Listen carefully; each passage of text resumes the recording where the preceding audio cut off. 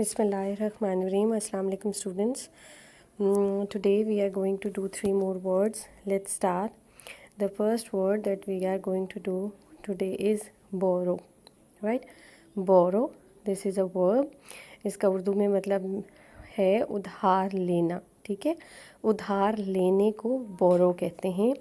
इसके synonyms हैं take, get temporary use of. take and get temporary use of. दूसरा लफ्ज़ जो आज हम करेंगे वो है lend.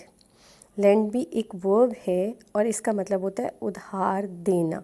ठीक है, इसके सिनोनिम्स होंगे give, grant, supply and bestow.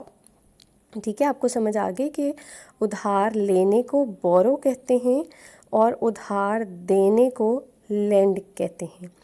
तीसरा जो लफ्ज़ है वो आज हमने करना है चीट. ये भी एक वर्ब है. इसका उर्दू में मतलब है धोखा देना.